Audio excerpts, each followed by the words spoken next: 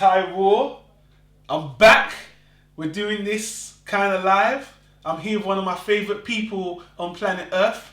You've heard her on the podcast multiple times. Maybe you haven't if you didn't listen to the podcast. But now we finally got her behind the camera. And Forced or whatever. Dragged. You know you wanted to be here. No, I why, don't why are you want to acting be like here. that? I never want to be here. People finally want to put a face Why? to that harsh, destructive voice. My voice is not harsh and that it's not harsh, destructive British voice. And there ain't... Yeah, I am British. So are you. You seem to forget that sometimes. Well, people can't tell it from my mixed up kind of dialect accent or whatever. Whatever. I've been listening to that. Anyway, this is Nuance. As you can see, there's a sort of resemblance. So, you know, you guys can figure it out. Some of you guys know the deal, but still one of my favourite people. I like to think of her as my little sister, but sadly that isn't the case. No, when we go out, people do think you're older than me. I think that's cute. It is what it is.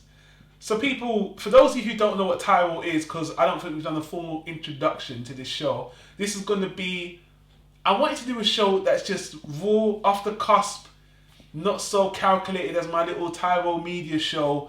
There's so many things that we want to discuss here. You know, we do our reviews, we have our discussions, just anything that comes to mind. And I just want to do this in a really kind of comical, honest, blatant fashion. It's probably going to piss some people off, but you know what? We're just being honest. And everyone does it on YouTube and online, so it ain't no new thing. It's just us being real with you. So, to start things off, I want to tell you a little story. Now, most of you guys know that I went to Austin to celebrate my 30th birthday last year, which was 2013. Nuance has got a cold, by the way. So Really bad cold. That's why I didn't want to be here, but I'm here anyway. So when I went to Austin, you know, I took a lot of books with me. I took a lot of audio books because I love my audio books. I love my books, and there's one book you gave to me that you were really happy to recommend to me. You needed to read. I needed to read. I thought it was very funny. You thought it was very, very funny. You heard that? Funny. Okay. I thought it teaches people's lessons. And I think that's important in life. And, you know, as people might not know, he is single, ready to mingle at any point in time. Nice. So I needed to, you know, make sure that foundationally you understood what was out there and what could happen to you in the future if you ain't careful. So I think I'm doing my job, my duty. So there you go. Gave you a good audiobook. I don't see what the problem is. People, if you don't know, what we're talking about is Gone Girl. Sadly, I don't have the author's name to mind. I'm sure I'll be putting it on the screen now anyway. But this is a book about a relationship between a husband and a wife. Beautiful relationship. And at this point in time, it's actually been made into a movie starring Ben Affleck. We'll get into that separately.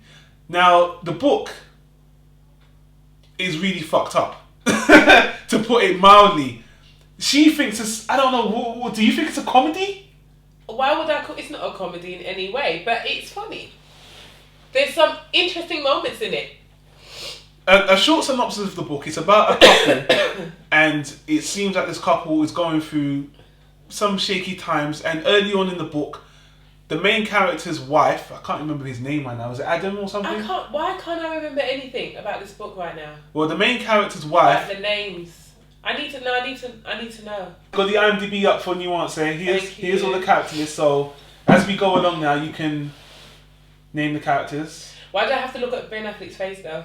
So you get one without his face. The character, and the mashed up hair. The character is Nick Dunn. Nick, how could I forget that name? Because everyone hates Nick. In this country. And early in the book, his wife just disappears. And apparently it looks like he may have murdered her or something. Do you want to get into spoilers on this? I don't really want to. No, the whole point is that at the beginning of the book, you're just hearing about near enough two people in love and one of them has gone missing and no one can really work out what happened. They think that Nick, the husband, killed her. And the police and everybody think that, and even her parents think that everybody's getting involved in that way. But then, as the story goes on, you find out something more interesting has happened to her.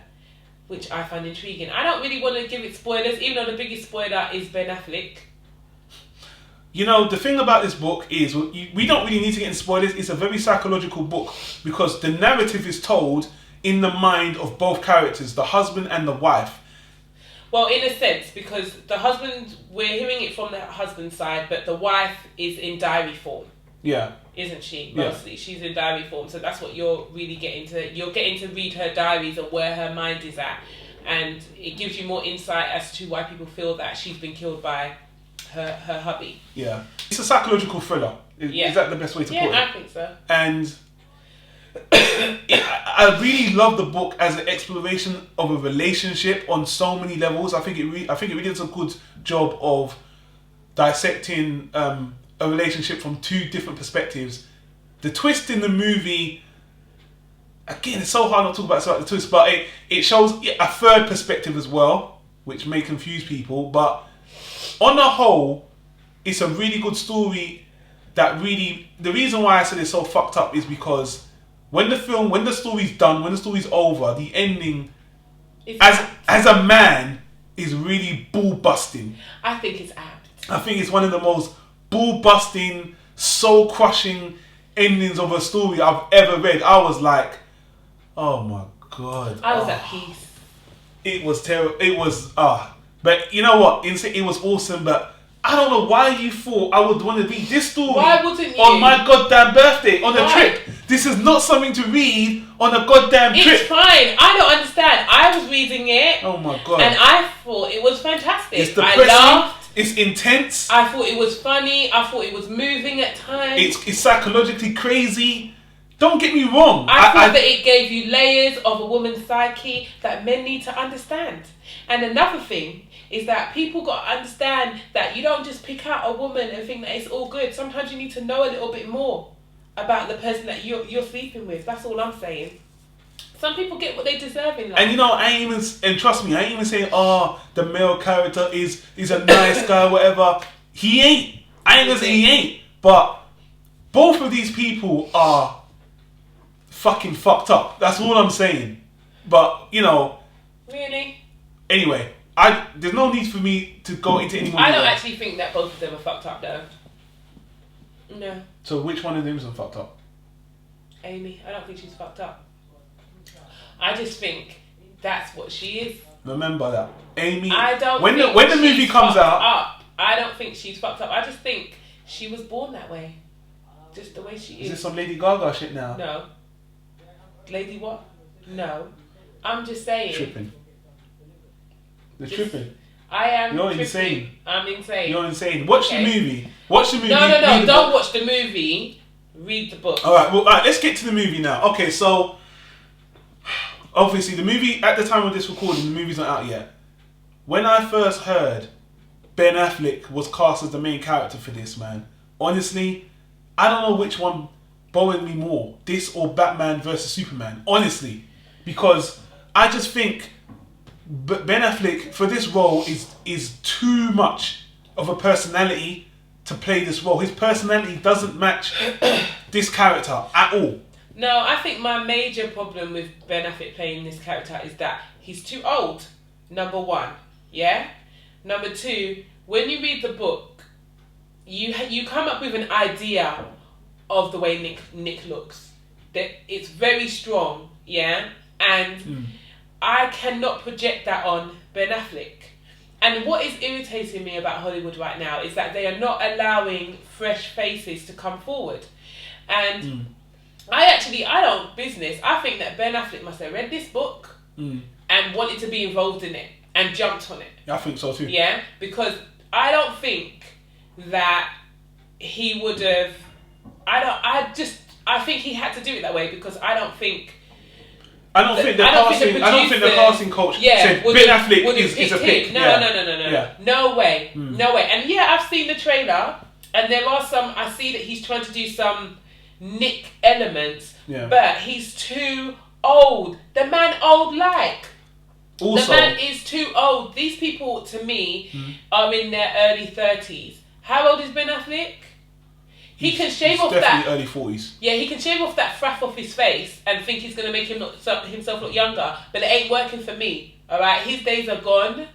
Yeah, in on this kind of role, and I personally feel like it should be given to somebody else. Who's the actress? The actress playing Amy is perfect. She was the woman that was in that Tom Cruise movie.